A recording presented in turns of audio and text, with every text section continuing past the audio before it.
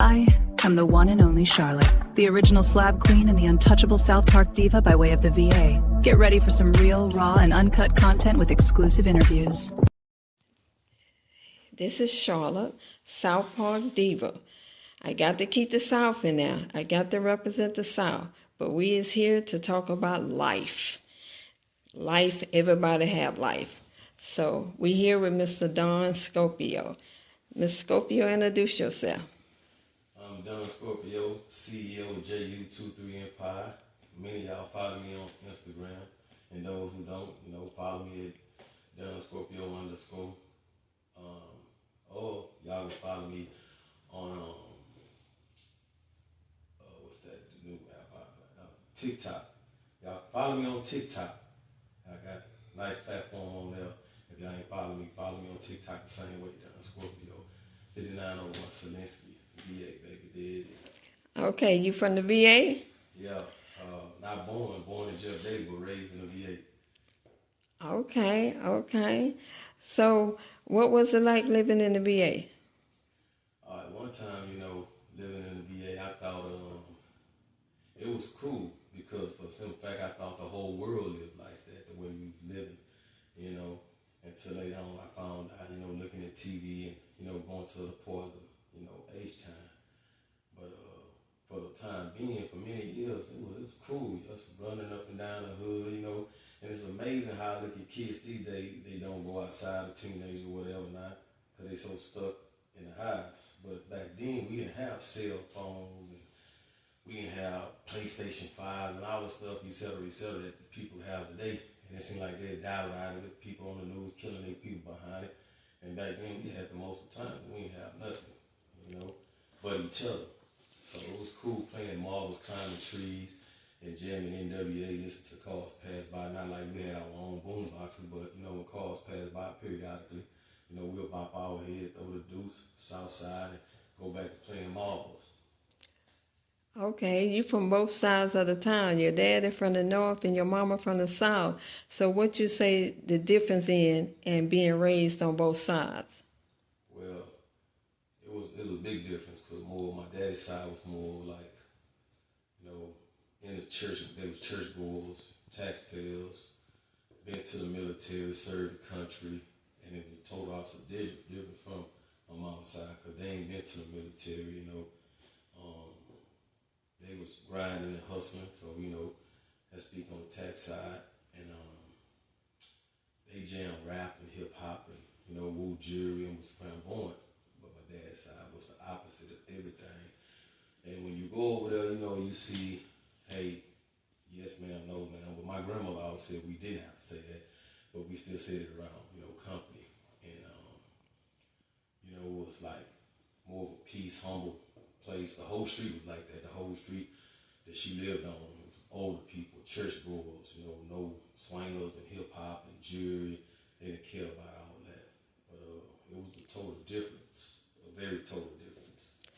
So as a young man coming in on the side of South Park, did you fall into the street life ever? Yeah, everybody know that. I am the streets. So that's just something that I love. I could choose where I want to go. I didn't grow up around my mom and dad. I grew up in prison, They was there as elementary, middle school, and then I was off, to prison. So therefore, I had plenty of years to decide what I want to do. Do I want to come out and be, a modest person, taxpayer, or whatever not? Or do I want to, be flamboyant, mess with a bunch of girls, ride on swingers, pop trunk, act a fool in the school zone? I had a choice, so I raised myself in prison and decided, hey, this is what I like. I like the, fast life. I don't like slow money and all that there, but. And being in South Park out there in the boulevard as a youngster, what cars do you used to see that was playing all the good music and riding down the streets? Well, it'll take days to identify that. Everybody played good music about the head too. All the cars was, because red was our color, and on the dead end, that's all you see. And you got a few people who work for the dead and they were red. toast, you know, and et cetera, et cetera. But Corey Blunt come down red, and you know, you see all the red cars. And then you see other cars. You see my mama car. You see Keith Babbitt cars. You see what's that? We had a red Riviera. I thought it was L Dolphins. You know, Santana out of Foxwood. You know, you see Santana coming out of Foxwood, and you see a lot of cars. I mean, everybody was jamming. It wasn't like I don't like that music. I like all the music, and all the cars was like clean, chrome dot swingers, 84s, 83s. You know. Everything was like, it was nothing. There was too many of them. People say it wasn't that many back then, but yes, to me it was a lot because I can name just from 2 people, and that's 12 cars. I can say this guy right here had 4 or 5 cars. This guy had 4 or 5 cars. I can name 2 people, you know, and that's, you know, Anthony Coleman and Corey Blunt. You know what I'm saying?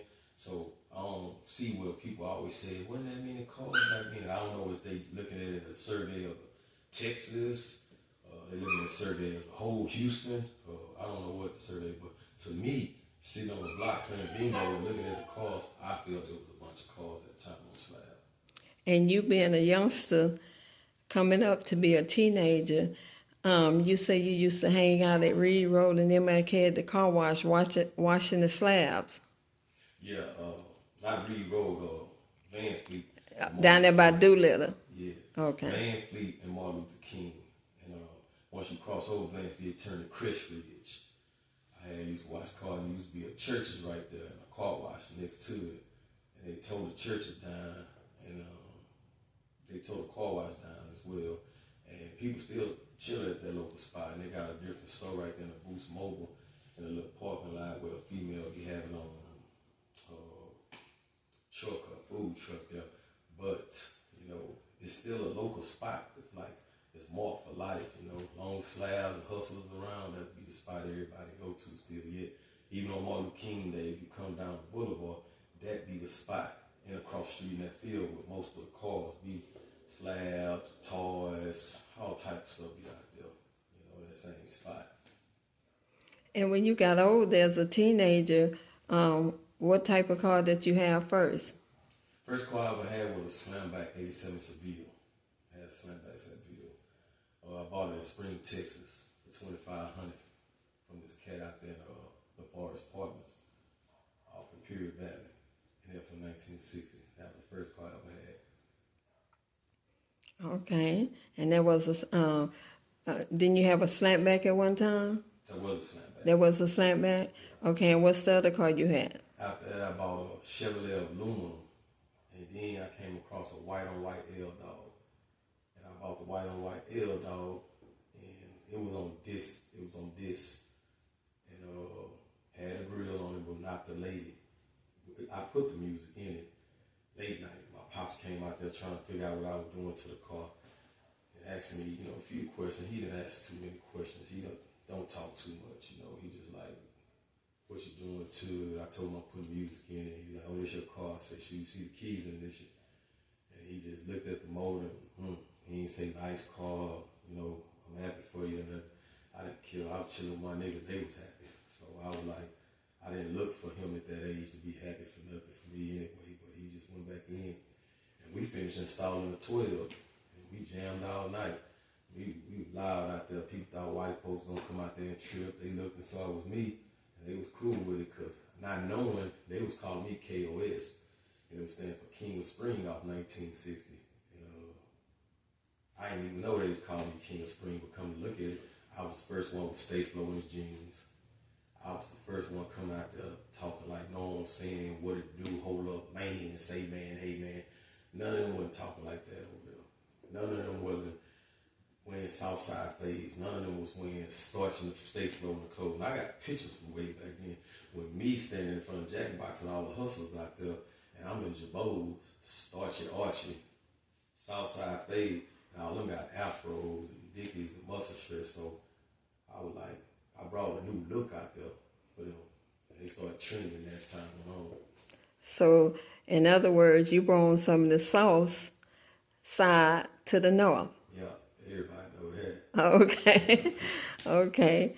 So what was it like when you had the slapback and everything, living out there on the north side in Spring, Texas? Well,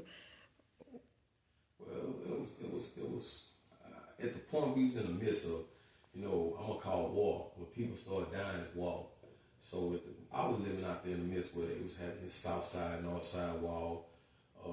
They was leaving notes on people's pages, and SUC was rapping about, don't come to the south, and we found out where you bust are staying in that Rosewood, disrespecting hoods. Niggas don't come back. Juices ain't sour. Niggas at 25 deep at the after hours. We ready to kill you niggas. So I was staying out there when it was war and niggas was losing their life. Anytime people dying, it's war. Niggas say they ain't war. What it is, it's war. Anytime people are dying and blood is being shed, that's war. And it's consistent. I was living on it at the time, but I didn't have no fear. I feel like as long as I got this 4-5 coat on me and a couple of these nines in the back, I was cool. I walked amongst the hardest ones. Because you got your own apartment at a young age. Yes. Yeah, my dad, we was cool but not cool. And I was just, one day I came in a little bit after 12 and I'm in high school. And he sitting in the dog, cut the lights on with the tripping. And I think it was more like his gal was tripping.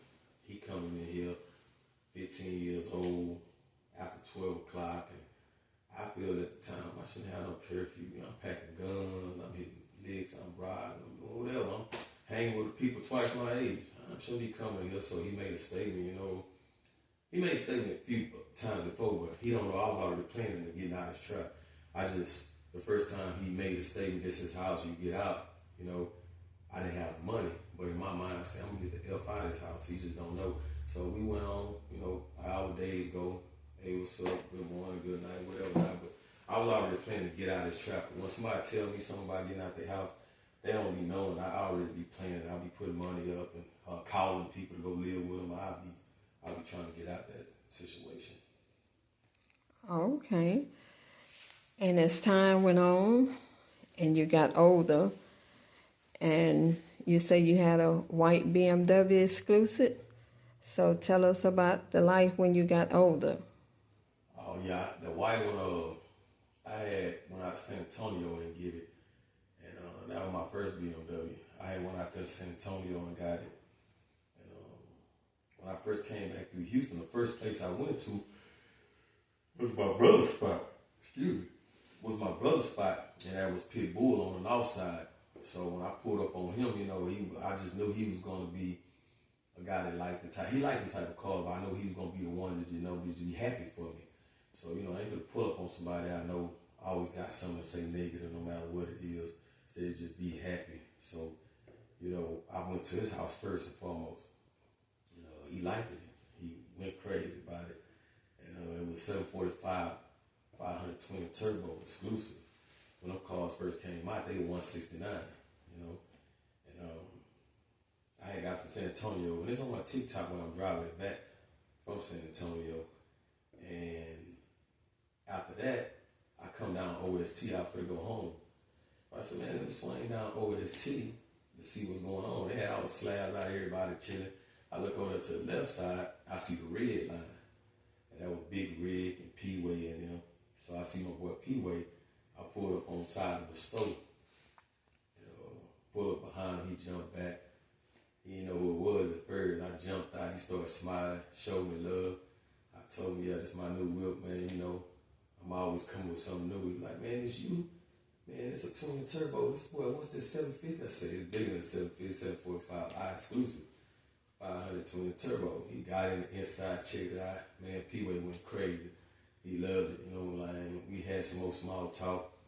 A few dudes that I thought would give me my props out there that, we from the same hood. They really didn't. They really on some jealous stuff. You know what I'm saying? He seen it, I seen it, and we talked about it. But I ain't care. Shit, I'm riding a car. And he riding a car. My car more expensive than his car. I get more girls in this car in the Galleria area and all over Houston than he will in that car, so I don't care. Niggas gonna be jealous because you got more money than better than more jewelry, whatever. But I was just concerned about what's going on right here at the moment, me and P-Way, and what we had got going on. After that, I went on to the highs. I stayed out there with that car all night. It wasn't a slab, But even though I love the coaching, I'm like, this car costs more than a slab. And with this type of car, you can get the tension from whatever, whoever, and get in those where slabs can't get in those all over Houston. So I can just throw some swingers on this car and go down, and people say he got a slab on foreign. I can take them back off and put them BMW rims in there, and I go places where the slabs can't go. So I was proud to have that car. Oh, okay. Okay. And you also had a red lac, huh? Yeah. Okay. Okay. So you've been living your best life? I'm going to say I've been living an all right life, because I feel like I should be farther in life than what I am now. But I feel it's coming, because I'm pushing to make so much happen. I feel it's coming. I just got to do things I'm not used to, being patient. But they say prison teach you patience, and really it don't. You know, prison can make you impatient. You know, some people say that because they was already a patient person. I ain't never been a patient person. I like fast cars, fast money, fast women, fast deals. You know, I like fast things. You know, I like time to move fast. I like stuff to go coming. You know, I don't like that slow motion. You know, but you know, some people, that is how they are. But you know, God made us all different. Okay, Mr. Donn Scopio. You know, this was a good interview. I'm glad you came out and hope to see you back soon. All right. Blessings to everybody and happy